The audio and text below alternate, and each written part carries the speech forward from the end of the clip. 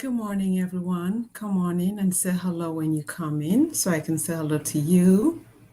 Hope you're having a wonderful Sunday. Very excited to be here to talk about how I lowered my blood pressure and got off medication at 50. And this is a very personal experience I'd love to share with you. And if you know anyone who struggles with high blood pressure, who's on blood pressure medicine, anyone who is having blood sugar issues or cholesterol issues, this will be a great live for them. So invite your friends to hop on so that we can have a conversation, okay? And if this is your first time meeting me, my name is Nicolene Ambi, and my mission is to inspire you to optimize your health so that you can blossom at any age, right? So please, as you come in, let me know where you're watching from. If you have any questions, please leave them in the comments and I'll be sure to respond to your questions, okay?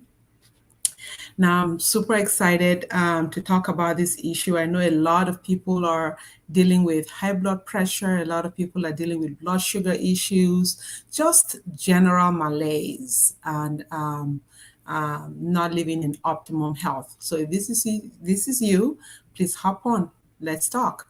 And please feel free to share this video with your fan base or your friends, your family, so that we can all learn. You can learn more about me at nicoleneambe.com, nicoleneambe.com. And again, talking about how I lowered my blood pressure and got off medicine in my 50s.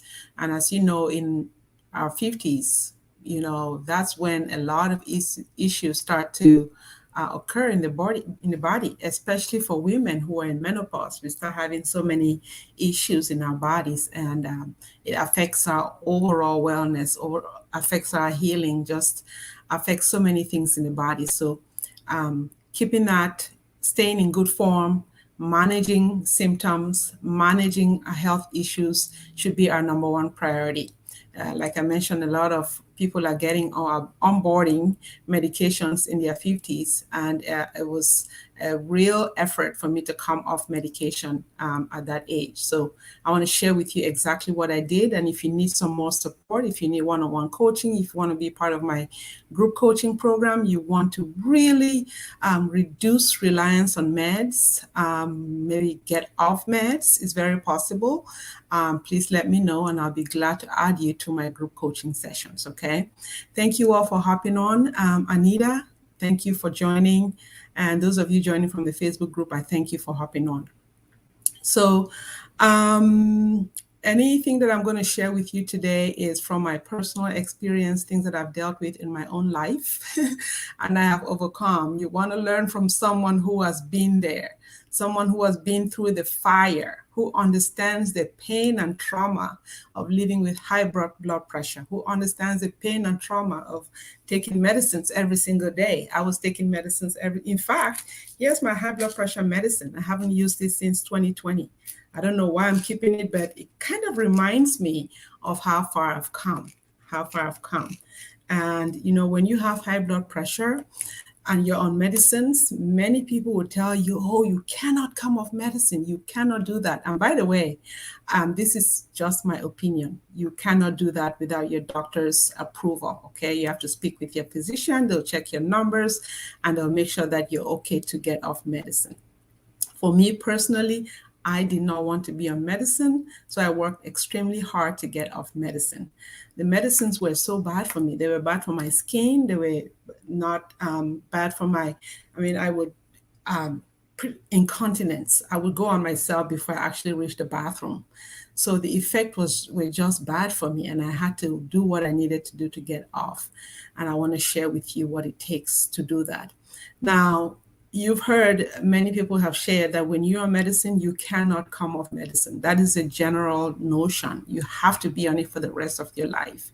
But in life, there is no permanent, right? There are things that you can do to change your outcomes and work to reverse those issues. The number one thing I have to tell you is that it takes guts and it takes extreme discipline.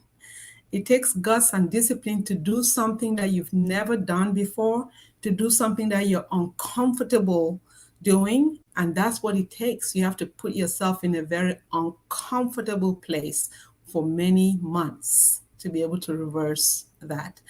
And so the first question you might ask is, what caused my blood pressure? Well, I was exercising every single day. I was making a smoothie every single day. But the thing that caused my blood pressure was extreme stress and anxiety, number one.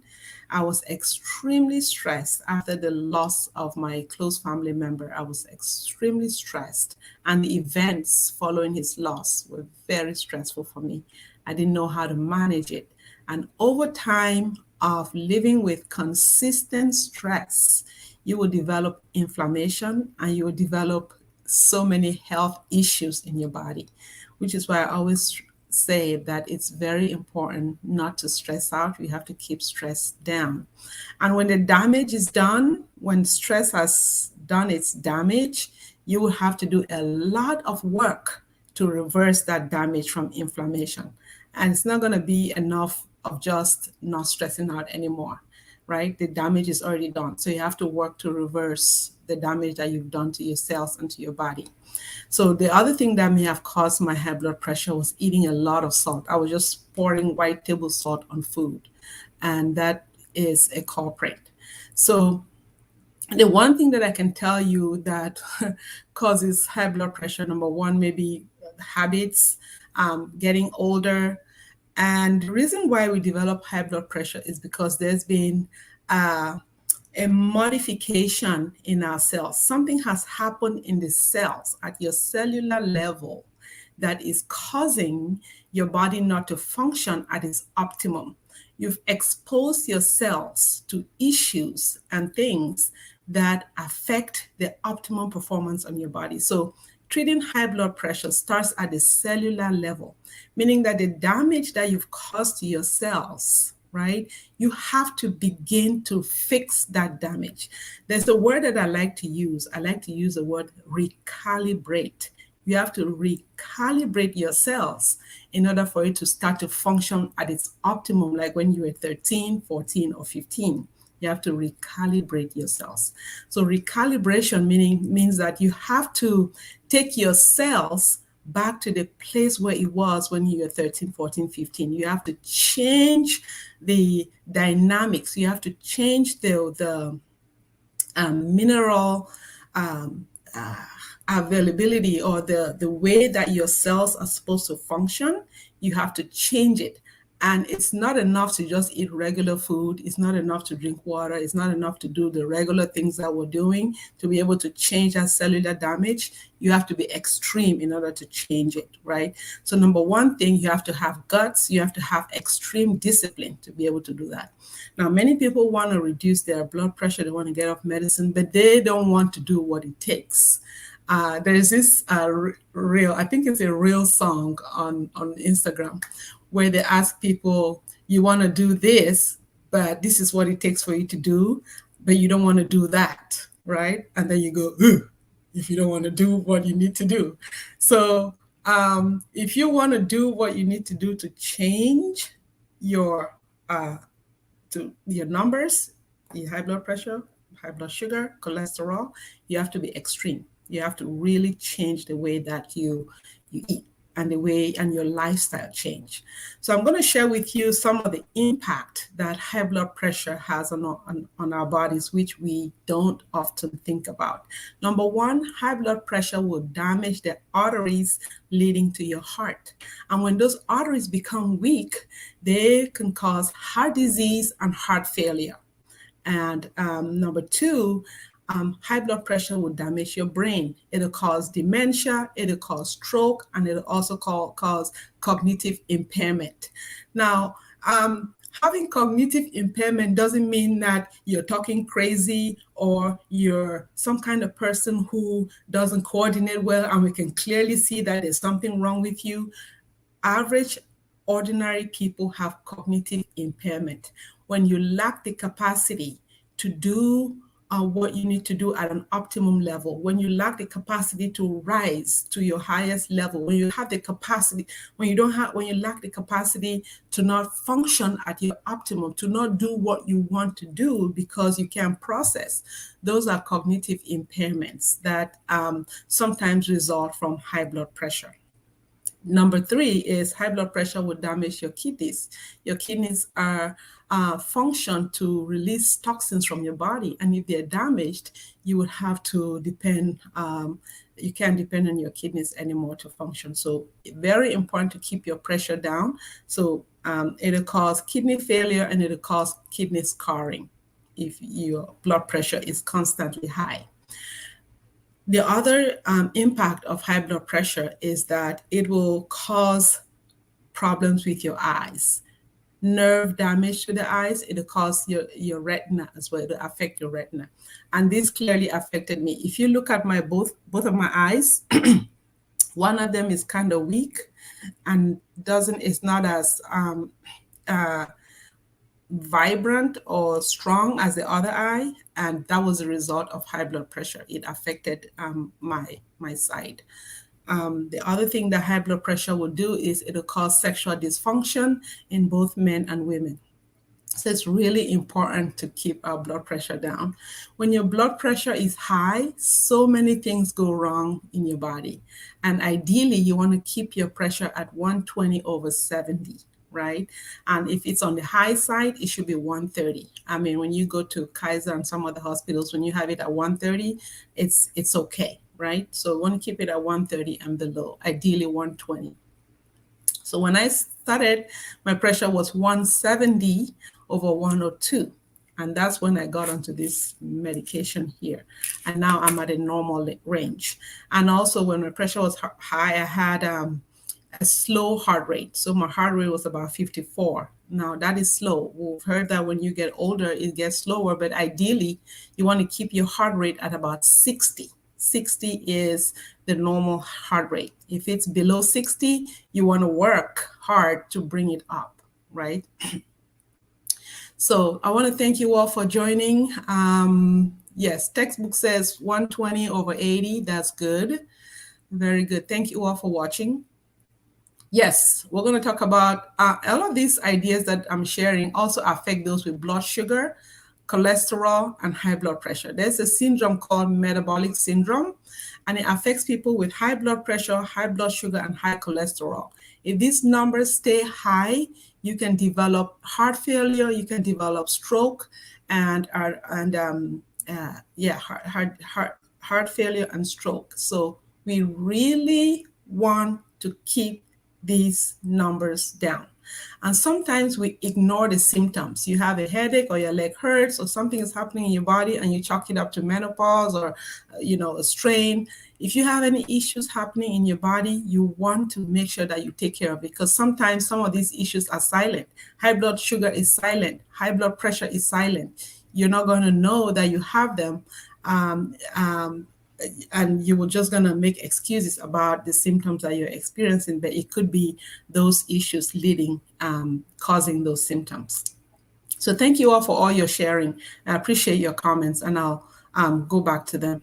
So I want to share with you what I did to lower my blood pressure, and this is just what I did. And for you, please speak with your physician. If you want to join my coaching group, I'll be glad to welcome you. We have a coaching program going on now that starts on November 29th, right after Thanksgiving. So you get to have fun with your family, eat what you want, but we're going to be cleaning all that up on November 29th for 5 days. I'm going to put you on a track to excellent health for 5 days.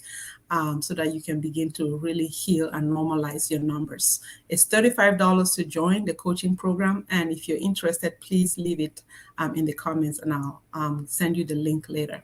So number one, how did I lower my blood pressure? Number one, I learned how to manage stress. You have to learn how to manage stress. Now, those of you who are following me, you know I work hard. I work extremely hard. Now, I have a full-time job. For those of you who don't know, I have a full-time job as a special needs teacher. So I teach children who have special needs. And I work from 7:30 all the way to 3 p.m. I wake up at 5 every day. And I give everything to my students. I provide the best for them. I love them. I really extend myself to them, and I cater to them emotionally. And when I'm done with school and I'm out of school and done in that capacity, I go to my second shift, which is doing my health coaching practice to help people like me who struggle with health issues. I try to, present information that will help you. So I'm sharing this to say that my life is extremely stressful and busy, but I do all I can to manage that stress. As we get older in our 50s, there's so many things that could be causing us stress. Number one, the stress of aging. Aging, meaning you're probably concerned about your retirement future. You're probably concerned about your health. Perhaps you have health issues. Number two, you could have personal problems like in relationships. Number three, you could be caring for a loved one that you love dearly and you're caring for them. That's a good act, but it can stress you out. You also could have adolescents or teenage children who are giving you a headache, who are stressing you out. We all do, right? I do have. You see my gray hair? Is from one of my kids. I'm kidding. I'm joking. But our children can give us stress. So we have a lot of stressors in our lives, but it's so important that you manage stress, that you look at stress in the face and you mindfully tell yourself that I have this situation on hand. How am I going to react to it? So you're going to pause. You're going to think about the situation at hand. You're going to reflect and you're going to make a decision. With everything else in your life, you want to make decisions about how you're handling any issues. You never want to be caught up in your emotions and be frantic about things. So managing that stress is very important. And the one step to managing stress is how you speak to yourself and what you say to yourself, and inviting yourself to be calm and to be present and to relax yourselves and your bodies. One of the best ways of doing that is to take deep breaths. Take good deep breaths in your sleep, when you're in your kitchen, you're watching TV. Learn how to take deep, good breaths. Take 4 breaths in, hold it for 4, release for 4. Those breaths will help oxygenate your body. Many times we're not breathing at capacity. We're not breathing 100%. Our breathing is shallow. So when you take deep breaths, you truly, truly heal your body, you calm your nerves, and you learn how to be in control of situations. So managing stress is number one. That's something that I learned very, very well how to do, is manage stress. And when you manage stress, it helps lower your blood pressure, your body is calm, and there's no flight response in your body. There's no stress response in your body. So that's number one, is to manage your stress. If you have issues that are out of hand and you don't know what to do with them, remember, 10 years from today, you're not going to have those issues. So there are things that you need to address and take care of in the moment. Then go ahead and take care of them without the extra stress. Number two is the second way of lowering blood pressure is to avoid eating white table salt. If you eat white table salt, I encourage you to stop eating white table salt. You can replace that with pink Himalayan salt. Pink Himalayan salt has great minerals. It's actually healing. It has great electrolytes. And I don't know why we don't talk so much about it, but it's very important for you. It's good, healthy for your body. So number three, the third way of lowering your blood pressure is to avoid eating any inflammatory oils, any like vegetable oils. The only 2 oils that you really should be eating is olive oil and avocado oil. Those are the 2 oils you should be cooking with and eating. And I'm talking about extra virgin olive oil. So any other oils, you want to avoid those if you're dealing with blood pressure. Because what they do is they they cause atherosclerotic plaques. They cause plaques in your heart, in your arteries. And those plaques block the flow of blood, and it causes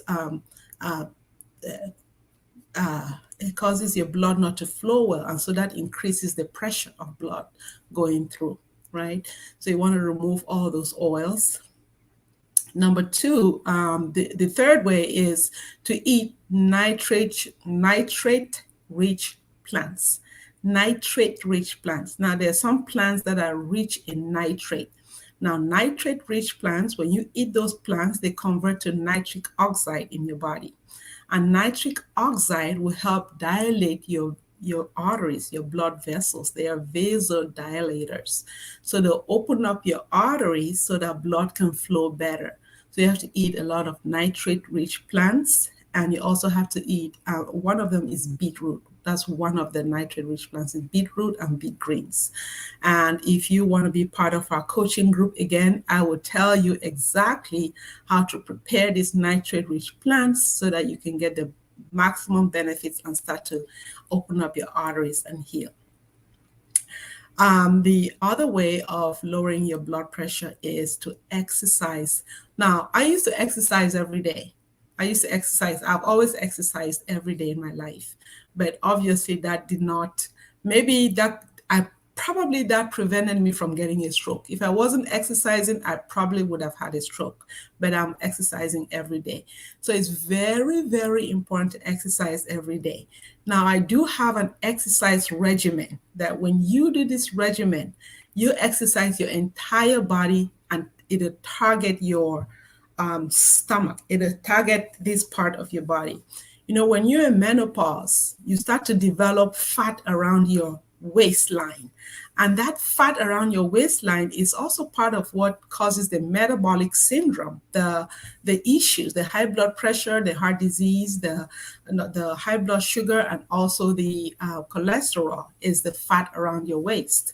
So the exercise that I teach in my coaching group is I teach my people that I work with how to break down that fat, the fat around your stomach, the fat around your kidneys, your liver, your ovaries, those fat, that causes a lot of issues. So I show you how to break that down.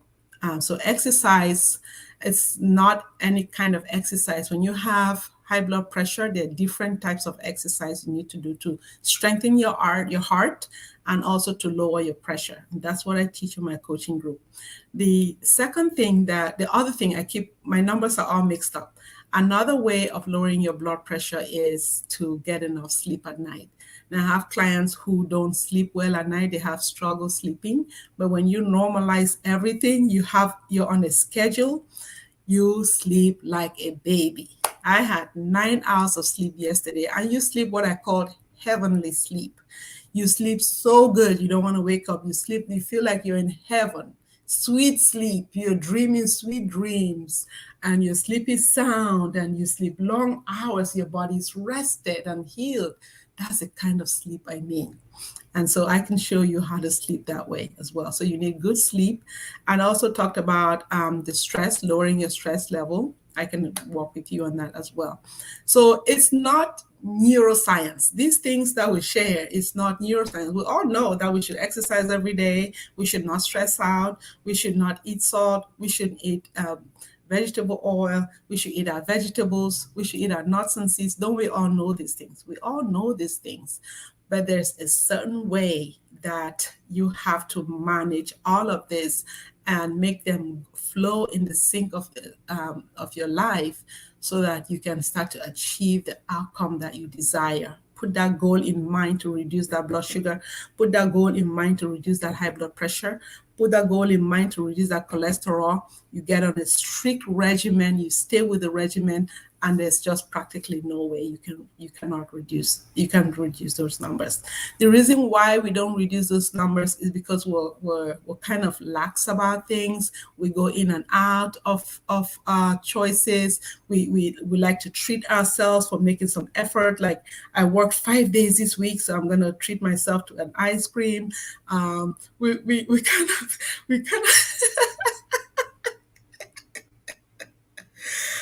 oh my goodness. The human mind is so interesting. We kind of just relax. We just give ourselves a break. But healing takes serious disciplined effort for a very long time of doing specific targeted things to recalibrate those cells um, before you can start to change the dynamics of your cells so that your cells can start to respond the way that they're designed to respond and start to normalize and eradicate those symptoms from your body, right? It's very, very doable, but it comes with discipline. And then the other thing too that I like to take, I've talked about this a lot, is my supplements. That's the other thing about lowering blood pressure. Sometimes you can do all the exercise you want and eat all the healthy foods. It doesn't always go far enough. So our foods there are a lot of pesticides that are used in foods, fungicides, herbicides. The soil is really, really depleted. Like in the back of my backyard, it's sand, but I'm growing plants on it, and those plants are not getting the nourishment from real soil. So they're not nutrient dense. So therefore, in order to be able to get more nutrients in your body, you need the support of supplements. So personally, I take supplements. I take this probiotic that helps with my gut health. It helps with my skin. It helps with my brain. And I take this, it's one sachet every day. Thank you all for hopping on. Yes, Tanya, I see you. So I take this probiotic. I can't open it now because my hands are kind of greasy. I also take my liquid collagen that I absolutely love. You have seen me promote this a lot. And I love this because it's really helped with my joint health, my skin health, my eye health. If you joined earlier, I told you that I had issues with my left eye from high blood pressure. The nerves on that eye are kind of weak from the effect of the medicine and also just the pressure itself. So that is helping me, the liquid collagen. I also take this. This is, I don't promote this as much. It's called Trim. It helps with belly fat. I don't promote it as much because I think people can, if you don't want to take a supplement for belly fat, you can do other things. But a lot of people in my company take this. I love it. I love chocolate. It's a great delicacy for me. It's like a breakfast treat. I love it. It has hyaluronic acid in it. It inhibits fat storage. It improves muscle tone and it restores youthful skin. So I like taking that one as well. It's called Trim, and it comes in 5 different flavors.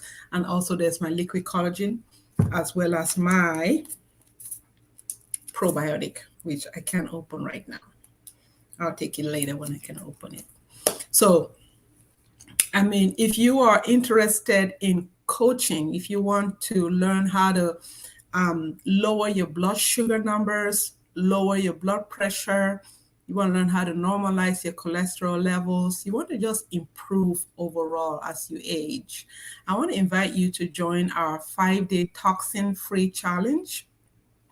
The toxin-free challenge is on WhatsApp, and you can register on this link here. You can register here, blossomatanyage.eventbrite.com. You register there, it's $35. And in that coaching group, I will show you step by step how to eat, what to eat, in order to start to recalibrate your cells, try to reduce reliance on meds, eradicate your symptoms, and start to heal, right? Truly, truly, truly. Healing starts in our kitchen. Before you go to the doctor, make sure you've done everything in your capacity to heal yourself. You've tried the best that you can. And that's why it's good to have health coaches. Like I'm just finished, I'm midway past health coaching school, and I've learned so much about healing and health and wellness. And it's so important to have health coaches like us, who are like the middle people before you reach doctors, who help you to see differently, to think differently, to change your habits, and to know what kind of nutrients will help you for depending on what issue you have, what kind of foods you need to eat to be able to heal and get well from your condition. You know, doctors have good faith, but doctors are very, very busy. They have a lot of clients. And I don't know how many of your doctors have sat down and told you what I'm telling you. They really don't, because they're very busy. So it's up to us. It's up to us to take charge, to take care of our health, to optimize our health so that we can be the best for our kids, for our spouses, for our community, for our country, and just represent God in a healthy and positive way. It's our mandate to do that. As children of God, we have a mandate to live at our highest and best selves, right? And that starts with taking care of our health. I want to thank you all for watching. If you have any questions, please leave them in the comments, and I'll go back and respond to your questions, okay? Let me say hello to everyone who's here. Gama, thank you for joining. Mumbali, thank you for joining. David from Spain, thank you. Ningayo from Chad, thank you. Gama. Biological rebirth, like aging backwards, recalibrate. Yes, I love that. Very good, Gama. Millie, thank you for watching. Yes, Gama, I look forward to hearing from you. I'll send you a message, or you can send me a message on Facebook if I forget to reach out to you. Albert, thank you for watching. Someone from the Facebook group says, on point, girl, our people suffer for lack of knowledge. High blood pressure is a silent killer. It sure is. It sure is. And then Paulette says, the modern mistakes of nutrition. Number one, blaming salt for what sugar did. Blaming fat for what refined carbs did. Blaming butter for what margarine did. Blaming lack of willpower to not eat for what ultra-processed foods did. Blaming cholesterol for what inflammation insulin did. Blaming eggs for what toast did. Blaming bacon for what cereal did. New thoughts and research on salt, James. Well, thank you for sharing that. Tanya, thank you for watching. Paulette, thank you for watching. 478 breathing technique, it works. Thank you for sharing that, Paulette. So I guess you're saying breathe for 4, hold it for 7, and exhale for 8. Is that what you're saying? Thank you for sharing that. Sleep is great. Hi, Natasha. Thank you for watching. The work is showing. You look gorgeous. Thank you so much. Thank you, everyone. I appreciate each of you. Please go ahead and leave any questions you have in the comments. If you're interested in joining the coaching group, please go ahead and register for it. And we're starting on the 29th of November. And as of tomorrow, I'm sending out the grocery shopping list to the group. So if you want to hop on, today is the day to join. I thank you all for watching. Have a wonderful Sunday. Hello, my friend Deborah. Thank you for joining. I appreciate you. I'm going to call you today, okay? What do you do for COPD?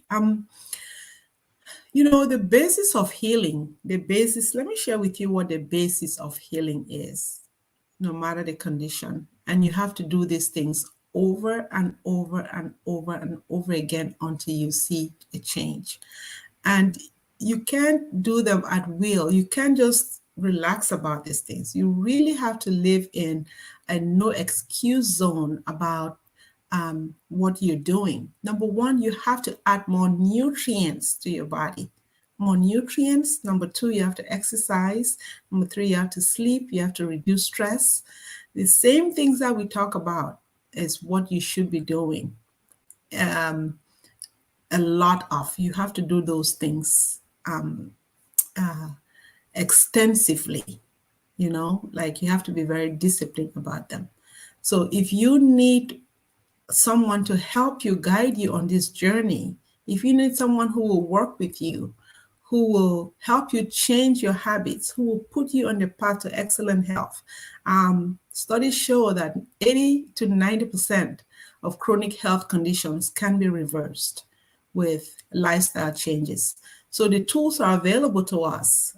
This is the information age. We live in an information age, and we're so blessed. We're blessed in ways that our grandparents, our ancestors were not blessed.